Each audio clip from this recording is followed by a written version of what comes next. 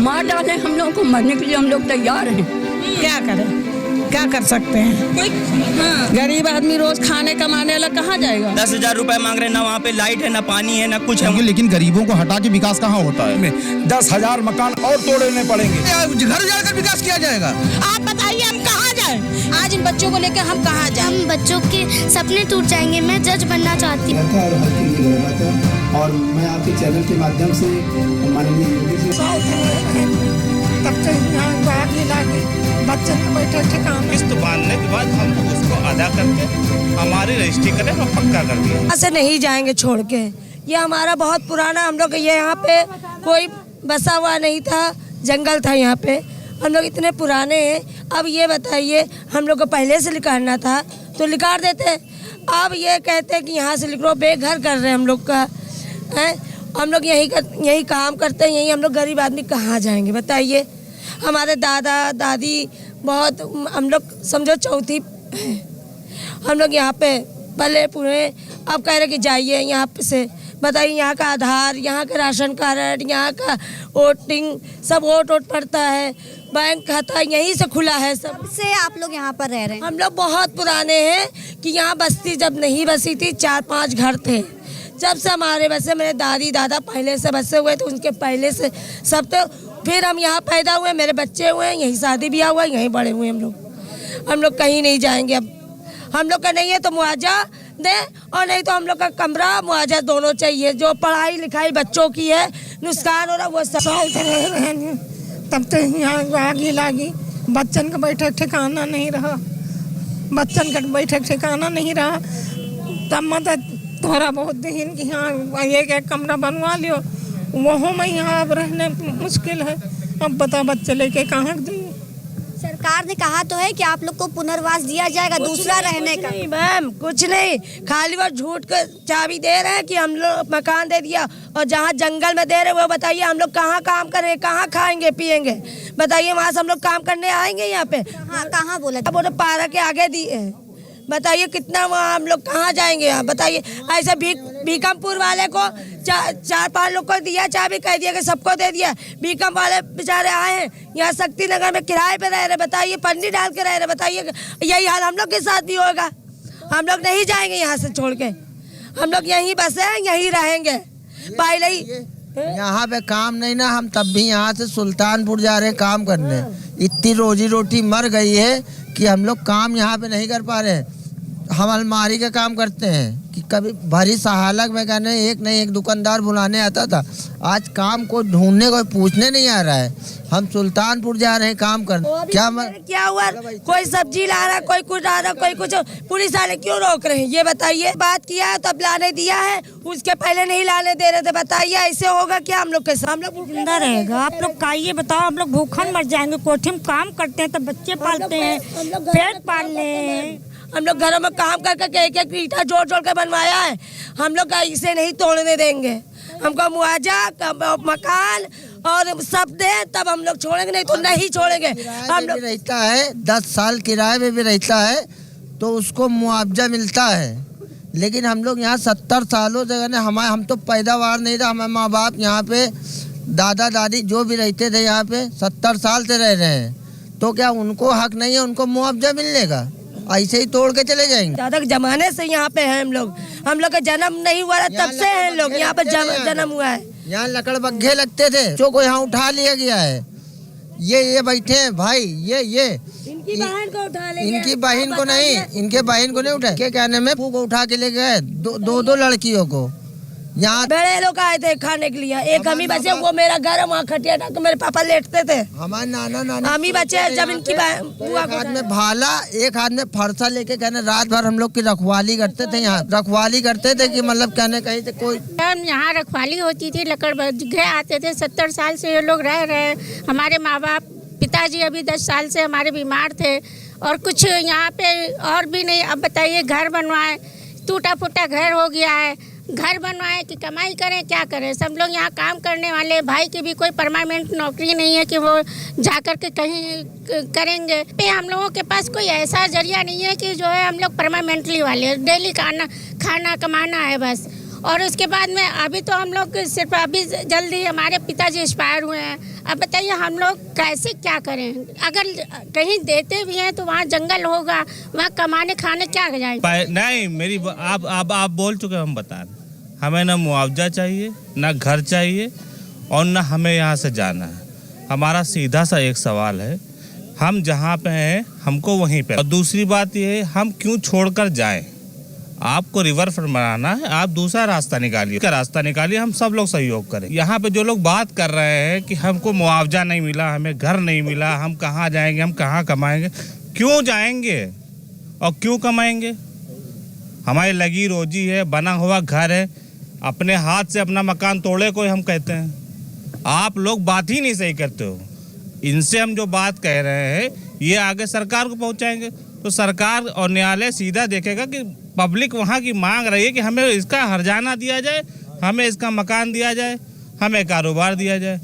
हम लोग मांग कर ही नहीं रहे कि हम जहाँ हैं वहाँ रखा जाए। आप हमें यहाँ पर रजिस्ट्री करें, आपका जो पैसा सरकार का बनता है उसकी किस्त बांध दें, किस्त बांधने के बाद हम लोग उसको अदा करके हमारी रजिस्ट्री करें, पक्का कर दिया जाए। हमें यहाँ से उठा के फेंका क्यों जा रहे भाई? अगर आप कह रहे हैं कि हम जो है नाजायज बसे हैं, लखनऊ में देखेंगे आधे से ज्यादा लखनऊ वीरान हो जाए। खदरा आपका, सर्वोदय नगर के बगल में लवकुश नगर, आप रहीम नगर आता है, और निशादगंज आपका बहुत अवैध बस्तियां है। तो सिर्फ हम ही क्यों? अभी तक स्टे जो हाईकोर्ट ने मान्य हाईकोर्ट ने जो लगाया है, उन्होंने इस बिना पर लगाया है, एलडीए को निर्देश दिए कि पहले इन्हें विस्थापित किया जाए, इन्हें बसाया जाए। तो हमें सिर्फ उनको मोहलत मिली है कि इनको बसाया जाए। हमारे लिए अगर देखा जाए तो सिर्फ ये जो 1 महीने का समय मिला है, ये हमको उठाकर भेजने का समय मिला है। हमारे लिए राहत की बात नहीं है कोई। हमारे लिए हम यहाँ पर बेटा अकबर गवर्नर के ज़माने से यहाँ पर रह रहे हैं, अकबर गवर्नर के ज़माने से। उसके बाद यहाँ पर आग इस घरों में सब लगी, पूरे घर ये सोया हो गए थे एकदम। इस घर का एक बच्चा भी चला गया था, एकदम राख हो गया था। उस वक़्त डीपी बोरा जी आए, आने के बाद हम लोगों को उन्होंने जो भी हो सका उनसे ईंटा भी दिया, और जो है ये भी कह दिया कि अब आप लोग टीन डाल के यहाँ पर रहिए, और अपनी बंदेजी से हम यहाँ पे इलीगल हैं, हमारे वोट भी इलीगल हैं, हमारे आधार भी इलीगल है, हमारे पहचान पत्र भी इलीगल, हमारे मतों से जो सरकार बनी है फिर वो भी इलीगल है। हमारी सीधी सरकार से ये कहना है, हमने जितने लोगों को वोट दिया है अब तक के, हम सभासद, मुख्यमंत्री, प्रधानमंत्री और जो भी विधायक सांसद हमारे वोटों से बने, फिर वो भी नाजायज हो, वो भी इलीगल हो गए, उनको भी हटाया जाए। हमारी मांग सिर्फ ये है, हमें यहाँ से हटा करना, हमें यहीं पे रखा जाए और हमारे कागज है, हमें पट्टा किया जाए, हमें रजिस्ट्री करके हमें लीगल किया जाए, मगर हम पट्टे का पैसा देंगे और हम इसका पैसा देंगे। अकबर नगर की सारी जनता का तरफ से मैं कहना चाहता हूँ, हम लोग जाएंगे कहीं नहीं, ना हमें मुआवजा चाहिए इसका, ना हमें यहाँ से कहीं जाना है। सरकार को बीच से रास्ता निकालना पड़ेगा, उसके लिए वो जो है अपना रास्ता जो है, हम उसके लिए सहयोग करने को तैयार है। हम लोग थोड़ा हटने को भी तैयार है, जो हमसे हो सकेगा हम करेंगे, लेकिन हमें हमारे मकानों से, घरों से, दुकानों से, कारोबारों से ना हटाया जाए। कदम बस माननीय न्यायालय के कानून की प्रक्रिया जो होगी उसी पर चलेंगे। हम लोग कोई भी प्रदर्शन ना पहले किया है और ना करेंगे, कोई भी कानून का उल्लंघन नहीं करेंगे। हम लोग अपनी कानूनी लड़ाई जो होगा हम अपने वकील के जरिए आगे लड़ाई लड़ेंगे, लेकिन हम लोग यहाँ से जाएंगे नहीं। हमें हमारा अधिकार यहीं पे मिले, हमें पट्टा मिले, हमारी ज़मीन पक्की की जाए। हम पिछले तकरीबन 40 से 50 और 60 वर्षों से तकरीबन, मैं खुद यहाँ पर जब मेरे पापा आए हैं, मैं खुद यहाँ पर 1.5 महीने का था, मेरे पिताजी जब मुझको यहाँ लेकर के आए हैं। सन 88 से मेरे पापा यहाँ रह रहे हैं, मेरा घर है, हम खुद ही यहाँ पले हैं, बड़े हैं, जवान हुए हैं, सब कुछ हुआ है, शादी हुई है। हम क्यों छोड़कर जाएं? आप रिवर फ्रंट बना रहे हैं, हम थोड़ा सा सहयोग करने को तैयार है, खिसकने को तैयार कर दी गई। जैसे कि कल शाम में करीब तकरीबन 7 बजे लाइट आई, सुबह ही काट दिया। मार्केट की रोड की लाइट अभी भी नहीं आई है। और दूसरी बात, जो यहाँ पे खाने पीने के सामान दुकानें मिलती हैं, जो सामान मिलता है, इनका सामान नहीं आने दिया जा रहा है। हमारे चाचा जी की भी एक शॉप है, वहाँ पे उनका सामान सुबह बड़ी राशन की दुकान से आया, उसकी सामान को वापस कर दिया गया। पुलिस वालों का कहना है कि दुकानें खोल नहीं सकते हैं, सामान निकालने के लिए आप खोलिए दुकान, और सामान आ नहीं सकता। जो जा चुका है वो आ नहीं सका। अब मान लीजिए किसी के घर का चूल्हा, सिलेंडर, गैस लेकर के चला गया है, तो खाना बनाने के लिए तो वो लेकर के आएगा ना, उसको भी लेकर के नहीं आने दिया जा रहा है। रोड के ऊपर सिर्फ बैठ के गुंडागर्दी हो रही पुलिस वालों की, उसके अलावा ला नहीं सकते हैं, ले जा सकते हैं। हाँ, मतलब जो है इनकमिंग बंद कर दिया है, आउटगोइंग चालू है। आसान। मैं मंगल झा हूँ, भारतीय जनता पार्टी युवा मोर्चा का मंडल अध्यक्ष पूरब 3 से, और मेरा भी निवास यहीं पर है। जो अभी आपने देखा होगा कि जो तोड़ फोड़ चल रहा था उसमें यहाँ पर भी मेरा निवास है।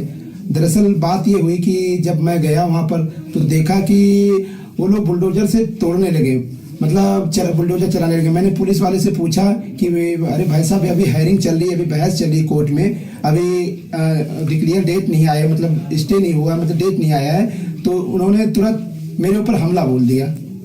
मतलब आपने सिर्फ बात करनी चाहिए उनसे और उन्होंने आपके ऊपर लाठीचार्ज शुरू कर दिया। तुरंत हमला बोल दिया मेरे ऊपर। हमला किस चीज से, मतलब हाथ पैरों से और मतलब किसी ने पीछे से घूंसा मारा। उस वीडियो में भी देख सकते हैं, कई चैनलों ने दिखाया। क्या आपने कुछ ऐसा किया था इंस्टिगेट कर, मतलब उनको पोक करने के लिए, या शुरुआत? कुछ नहीं, मैंने बोला कि मैम अभी क्यों तोड़ रहे हैं, अभी क्यों तोड़े। वहाँ पे बहुत सारी मैम भी थी, ऑफिसर थी। तो मैंने बोला क्यों तोड़ रहे हैं, अभी तो बहस चल रहा है, हायरिंग चल रही है, अभी कोई मामला हुआ नहीं है, तो तोड़ने का आदेश किसने दे दिया आपको। अभी थोड़ा सब्र करिए। दहशत का माहौल फैला मोहल्ले में, सारी महिलाएं रो रही थी, बच्चे रो रहे थे कि मंगल भैया देखिए क्या हो रहा है, ये क्या हो रहा है। तो मैं गया वहाँ पे, जहाँ वहाँ पे गया तो मैंने देखा कि ऐसा ऐसा मामला है। मंगल जी, आपको चोट कहाँ पे लगी है?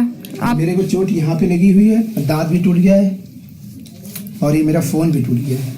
तो आपको इसके बाद क्या पुलिस थाने लेकर के गए थे, आपका इलाज करवाया था? नहीं था, इलाज नहीं करवाया था, थाने में बैठाए रखे। हमारे पार्टी के पदाधिकारियों ने भी बहुत सहयोग किया, पार्टी के लोगों ने भी बहुत सहयोग किया, और मोहल्ले के लोग भी वहाँ पहुंचे। फिर उसके बाद शाम तक ज्यादा वहाँ पर विरोध हुआ, तो शाम तक छोड़ दिया हमको। कह रहा था और हक के लिए लड़ रहा था। और मैं आपके चैनल के माध्यम से माननीय योगी जी और माननीय प्रधानमंत्री जी से कहना चाहता हूं कि 80 साल पुराना बस्ती है, इस बस्ती को अपनी नज़र से देखें और इस बस्ती को पट्टा कर दें। इस बस्ती में बहुत सी बेटियों का, बहुत से बच्चों का भविष्य जुड़ा हुआ है, क्योंकि बच्चों की पढ़ाई नहीं होगी। कुछ बच्चे जज बनना चाहते हैं, कुछ बच्चे डॉक्टर बनना चाहते हैं, कुछ बच्चे IAS बनना चाहते हैं, तो उनका भविष्य के बारे में सोचें। मैं माननीय प्रधानमंत्री जी और माननीय योगी जी से यही कहना चाहता हूँ। हम लोग यहाँ बुढ़िया हो गए, 70 साल हो गए, पहले कहा जाना रहना 40 साल से रह रहे हैं। हम घर निवास सब बना लिया, बेटी पढ़ाओ, बेटी बचाओ। कैसे बेटी को बचाएं, कैसे पढ़ाएं? हमने सोचा हम यहीं रहेंगे, यहाँ से नहीं हटेंगे, चाहे जितनी कार्रवाई करें। था तो आपने बसाया क्यों था यहाँ पे? नहीं, जब सब बन गया तो उनकी आँखें में खटक रहा है। उनकी आँखें में खटक रहा है। हम लोगों को यहीं रहना है, यहीं मरना है, यहीं करना है, यहाँ से कहीं नहीं जाएंगे। मार डालें हम लोगों को, मरने के लिए हम लोग तैयार हैं। हाँ, फिर भी हम लोग चाहते हैं कि हम यहीं रहेंगे, हम कहीं नहीं, घर नहीं छोड़ेंगे, चाहे कुछ हो जाए। 10,000 दे रहे हैं और फिर उसके बाद कब्जा देने के बाद 50,000 रुपए दे रहे हैं। फैमिली दे रहे हैं, कहाँ रह लेंगे? उसमें रह लेंगे हम। मैं 20 फैमिली है, हम 2 लोग से रह रही हैं। यहाँ हमको हो गए 40-20 साल से ऊपर। घर बचाने के लिए क्या किया आपने? क्या किया? अब यही है कि अभी तक कुछ नहीं रहा है, अब क्या करें, क्या कर सकते हैं? कोई खड़ा है आपके साथ यहाँ से? यहाँ से वही खड़े हैं, इमरान नेता जो है। इमरान, कितने समय से रह रही हैं आप लोग यहाँ पर? हम लोग के ससुर लोग को तो 50 साल हो गए रहते हुए सबको। अब ये इतना आदमी कहाँ जाएगा यहाँ से हट के? कहाँ फेंकेंगे सबको? गरीब आदमी रोज खाने कमाने वाला कहाँ जाएगा? यही बच्चे सब रहे हैं, यही बच्चे काम कर रहे हैं। अब कहीं जंगल में फेंक दे हैं तो कहाँ कमाएंगे, कहीं पढ़ाई लिखाई क्या खाएंगे? नुकसान हो जाएगा ना बच्चों की पढ़ाई है। अब बच्चे पढ़ेंगे और कहीं फिर नाम लिखा जाएगा उनका, तो पूरी साल की उनकी बर्बादी हो। हम लोगों को हमारे जो माननीय मुख्यमंत्री आदित्य योगीनाथ जी हैं, इतने ज़्यादा यहाँ पे मकान है, 1200-1400 मकान ज़्यादा हैं यहाँ पर। बच्चे अच्छे स्कूलों में पढ़ रहे हैं, और अगर सरकार डोमिलाइज कर देगी, यहाँ पे तोड़ देगी, तो ये बच्चे कहाँ पढ़ने जाएंगे? यहाँ का रोज़गार खत्म हो जाएगा, यहाँ के लोग कहाँ रहने जाएंगे?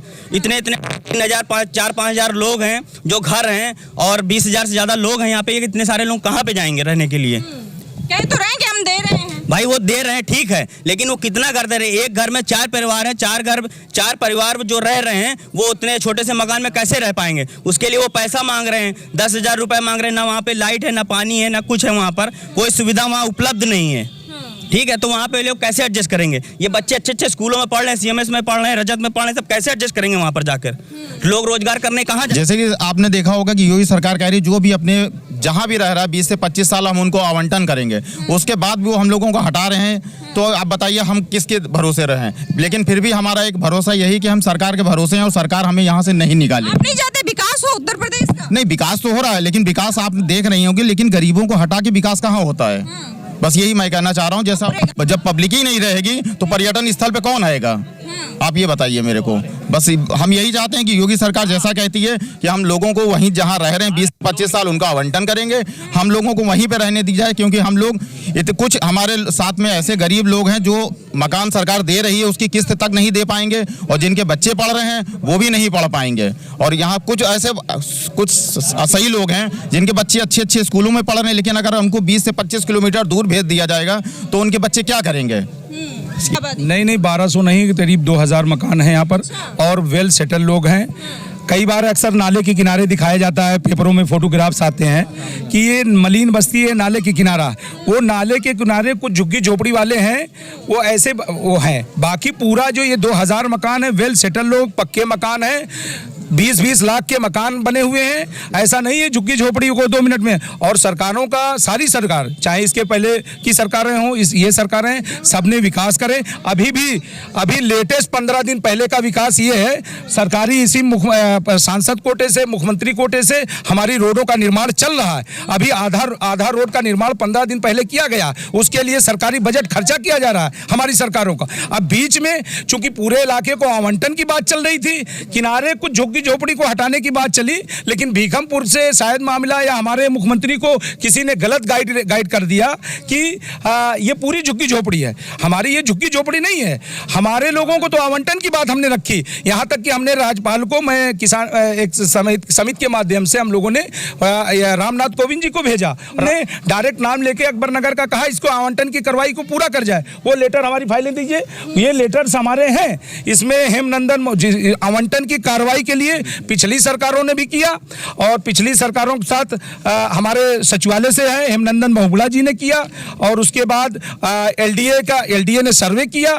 सर्वे के बाद इन्होंने एक सूची का किया जिसमें नुजूल अधिकारी, सारे एलडीए के अधिकारियों की मुहर और साइन है इनके, ये दस्तावेज उनकी तरफ से हैं। और ये पूरे अकबर नगर की सूची बनाई गई है 1984 में, और इसी की मांग को लेकर के अवैध नहीं है, हमको बुला करके यहाँ बसाया गया है, हम अवैध नहीं। अगर अवैध होते तो इनके नुजूल अधिकारियों के देखिए, आप देखिए ये आवंटन सूची है, नुजूल अधिकारी की मुहर लगी हुई है और 1984 में की गई है, तो कैसे अवैध हो गए ये लोग? और इन सारी सूचियों के बाद जितने इनके दस्तावेज किया, इन्होंने आश्वासन दिया कि हम आपको अलर्ट कराएंगे।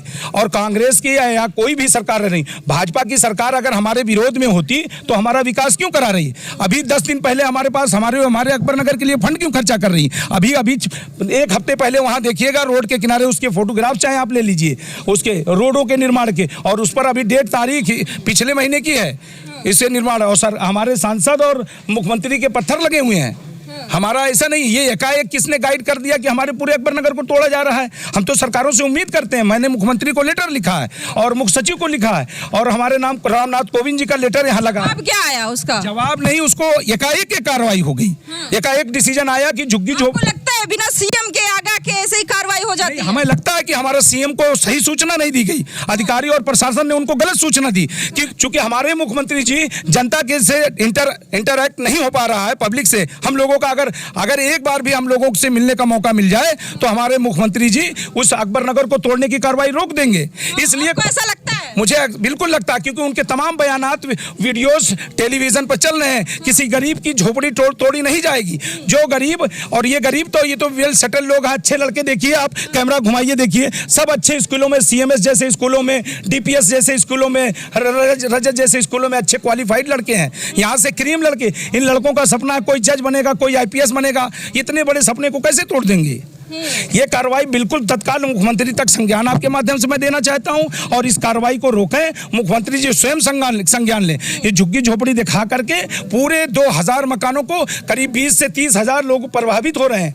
2000 फैमिलीज, 2000 बच्चे, मतलब इसमें कम से कम 5000 बच्चे हैं। लोगों ने कोशिश की सीएम से मिलने की? सीएम से बहुत बार कोशिश की, अधिकारियों ने किया। वो सीधा सारे अधिकारी वीसी से लेके कमिश्नर से लेके सारा दोष किस पर मर रहे हैं? मुख्यमंत्री योगी आदित्यनाथ जी का। उनका ये रूप दिखा रहे हैं कि ये एकदम निर्दयी है, तानाशाह है। लेकिन मुझे पूरा भरोसा है कि माननीय योगी आदित्यनाथ जी तो कह रहे हैं कि हम न्याय ही कर रहे हैं, अवैध कब्जा हटा रहे हैं। ये एलडीए की सूची को क्यों नहीं गलत कर रहे हैं? अगर ये सूची कर देते हम हट जाएंगे।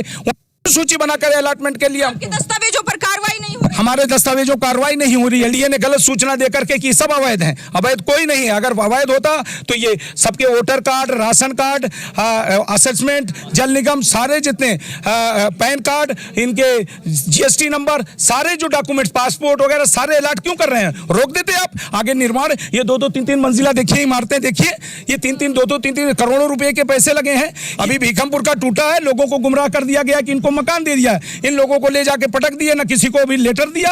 सूची अधिकारियों ने फोटो खिंचवा करके उसको दे दिया कि अलॉट कर दिया गया। उनको कोई मकान नहीं दिया गया अभी तक। वो बेचारे भूखे भागे।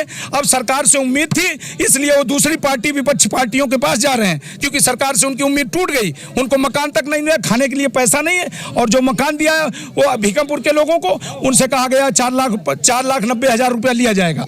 तो पैसा क्या? वो गरीब लोगों का मकान भी गया और उनको कुछ मिला भी नहीं। मुख्यमंत्री को संज्ञान में खुद लेना पड़ेगा, नहीं तो हिंदू, मुस्लिम, सिख, ईसाई सारे लोग यहाँ रहते हैं। हमारी देखिए सुमन दीदी हैं, संस्था चलाती हैं, ये महिला लड़कियां, सारे लोग काम कर रहे हैं, अच्छे सोशल एक्टिविस्ट हैं, काम कर रहे हैं, कोई सुनवाई नहीं है। बोलते हैं मलिन बस्ती। अगर सरकारी जमीन थी तो सरकार ने लोगों को बुला करके, उनके सरकारों के लेटर हैं, बुलाया गया, इसको समतल कराया गया, खाली जगह पड़ी थी। उसके बाद कहा गया कि इनको यहाँ पर परमिशन दिया गया, यहाँ पर आप अपने मकान बनाइए। उनको सारी सुविधाएं, लाइट, बिजली, पानी की व्यवस्था दी गई। और उसके बाद लगातार सारी सरकारों ने, यहाँ की भाजपा, माननीय अटल बिहारी वाजपेयी के कोटे से सारा काम हुआ, लालजी टंडन के कोटे से काम, श्री लालजी टंडन के कोटे से काम हुआ, या आशुतोष टंडन जी इनके कोटे से। और ये इलाका खासतौर से भाजपा का बाहुल्य क्षेत्र है। ऐसी भावना क्यों पैदा कर रहे हैं? भाजपा कंटिन्यू जीतती आ रही है यहाँ का, कंटिन्यू करीब हम 20 साल। भाजपा बाहुल्य क्षेत्र है तो भाजपा की नीतियों का विरोध क्यों कर रहे हैं आप लोग? ये जो कदम उठाया भाजपा ने, वो हम जनता के लिए हक में नहीं है। और अगर उनको अवैध करार दे करके इनको तोड़ा जा सकता है तो यहाँ से अभी आपको तोड़ना पड़ेगा कम से कम 10,000, इसी लाइन में 10,000 मकान और तोड़ने पड़ेंगे। अगर सरकार, सारे पूरे लखनऊ खाली हो जाएगा। आपका पूरा निशातगंज नुजुल लाइन पर है, डालीगंज नुजुल लाइन में है, चौक नुजुल लाइन पर है, आपका रहीम नगर, अबरार नगर, खुर्रम नगर सब नुजुल लाइन में। सब नाले के किनारे आप फोटोग्राफ ले लीजिए, इसी नाले के किनारे ये बंधा ही हमारा गलत बन गया। ये खाली जगहों पर कि बंधे के अंदर ले लेंगे, भविष्य में ये प्लानिंग किसी अधिकारी या किसी के माध्यम से प्लानिंग गलत की गई, ये बंधे का हिस्सा बंधे के अंदर आ जाएगा तो इनको गलत साबित करने में हमको आसानी रहेगी। ये आप करीब 10,000 मकान इस रोड पर हैं, बड़े बड़े कॉम्प्लेक्स हैं, उनको नहीं तोड़े जा रहे हैं। ये गरीब लोग, क्या भावना इनके मन में है? क्या इन लोगों को ये आज कई पीढ़ियों के बाद अपने सब सेटल हुए हैं। हम समझते हैं योगी आदित्यनाथ जी के संज्ञान में ये बातें नहीं है। अगर होती एक विकास जरूरी है या घर जाकर विकास किया जाएगा? बिला वजह की बात अवैध नहीं है। अरे अवैध क्या, यहाँ इतने दिनों से जब गवर्नमेंट ने ही तो दिया है ना। 1960 के कागजात है यहाँ पे जिसे बसाया गया है। क्यों लाके बसाया गया? क्यों लाइट दी गई? क्यों पानी दिया गया? खाली खेल खेला जा रहा है इनका। तो अब क्या करेंगे? क्या करेंगे? यहाँ आए उजाड़े, कौन उजाड़ने आएगा भाई? ऐसा थोड़ी ना उजाड़ देगा। अपने बच्चों के लिए हम भटक रहे हैं। अगर ऐसा ही होता तो ये हमको इंतजाम ना दिया गया होता तो हम यहाँ क्यों बसते? आप बताइए, हम किस जमाने में कहाँ जाके, कौन दुनिया में जाके हमें देखो जो है अपना घर बसाएंगे जाके, जब हड्डियों में ताकत नहीं रह गई है। और बच्चे हमारे स्कूल में पढ़े, उनकी भी जिंदगी बर्बाद हो रही है। आप बताइए हम कहाँ जाएं? बूढ़ी हड्डी रह गई। यहाँ हमारे 4 बुजुर्ग हैं जो हमारी देखभाल करते, और जहाँ हम जाएंगे वहाँ हमारी कौन देखभाल करेगा? आपको लगता है योगी जी सहमत होंगे आप लोगों की? सुनेंगे? क्यों नहीं होंगे? क्यों नहीं होंगे? अब हमारी या तो हमारा सहारा बने वो। हमारा सही है, 5 किलो जो चावल मिलते हैं, गेहूं मिलते हैं, इसमें हमारी जिंदगी नहीं कट रही है। खुद कमाते हैं तब खाते हैं। ये 5 किलो गेहूं में कुछ नहीं हमारा बन रहा है। एक बेवा औरतों को भी पेंशन नहीं मिल रही है। आज हम बेवा बने हैं, लड़कियों नहीं, 4 लड़कियां उनके साथ अपना यहाँ पर कमा खा रहे थे, वो भी नहीं अच्छा लगता है किसी को कमाने खाने में। देखिए यहाँ पर जो है काफ़ी समय से हम लोग रह रहे हैं। मेरी खुद की उम्र 50 साल होने को है। मेरी माँ, मेरे पापा, मेरे भाई यहीं चले गए। जिस टाइम यहाँ घर बना था कुछ नहीं था, उस टाइम झोपड़ी थी। अगर उस टाइम क्या ऐसा नहीं नगर निगम LDA कोई नहीं आता कि सरकारें नहीं थी, सब था। उसी टाइम अगर वो कह देते कि आप लोग यहाँ पे स्लेब मत डलवाए, पक्के न बनाए, ऐसे रहिए, आप लोग को बनाने का अधिकार नहीं है, तो उस टाइम सभी परिवार सब्र करके वैसे ही रह लेते। लेकिन आज के टाइम पे सबके पास बच्चे हैं, सब बच्चे अच्छे स्कूलों में पढ़ रहे हैं। एक तरफ सरकार का ही नारा है कि बेटी बचाओ बेटी पढ़ाओ। आज ये बच्चियां हमारी जो हैं घर में, जितने भी मोहल्ले में बच्चे, सब अपनी बच्चियां हैं। आज इन बच्चों को लेकर हम कहाँ जाएं? एक तरफ होता है कि आतंकवाद रोका जा रहा है, अत्याचार रोका जा रहा है, और कहते हैं कि बलात्कार नहीं होगा। आज हमको दूर जगह पे भेज देंगे, मेरी लड़कियां सुरक्षित हैं? नहीं सुरक्षित, क्योंकि वहाँ का रास्ता हमको समझने में समय लगेगा। और फिर यहाँ बहुत सी बहनें ऐसी हैं, बहुत सी माताएं ऐसी हैं जो कोठियों में काम कर रही हैं, ठेले लगा रही हैं, घरों में दुकान कर रखा है, चिकन की कढ़ाई कर रही हैं। वो बेचारी वहाँ काम कहाँ पाएंगी? अपने बच्चों का पेट कैसे पालेंगी? मेरी खुद की 2 बेटियों की शादी। हाँ, हमें ये समझ आ रहा है कि मेरा नाम आयशा है और मैं ये कहना चाहती हूँ कि अगर घर टूटेंगे तो हमारी पढ़ाई भी छूट जाएगी, हम बच्चों के सपने टूट जाएंगे। मैं जज बनना चाहती हूँ। मेरे पापा बताते हैं कि हम यहाँ 77 ईयर्स से रह रहे हैं, लेकिन अगर घर टूटेंगे तो यहाँ के जो बुजुर्ग और बड़े लोग हैं वो कहाँ जाएंगे? हमें बहुत डर लग रहा है। हमने अपने CM सर से ये कहना चाहते हैं कि प्लीज़ हमारे घरों को मत तोड़िए। और एक स्लोगन है हमारी गवर्नमेंट का, बेटी बचाओ बेटी पढ़ाओ। लेकिन अगर घर टूटेंगे तो बहुत सी बेटियां पढ़ नहीं पाएंगी, उनके सपने ही रह जाएंगे। तो बस मैं यही चाहती हूँ कि हमारी घरों को ना तोड़े और हम बच्चों का सपना और हम बच्चों का फ्यूचर सिक्योर करें।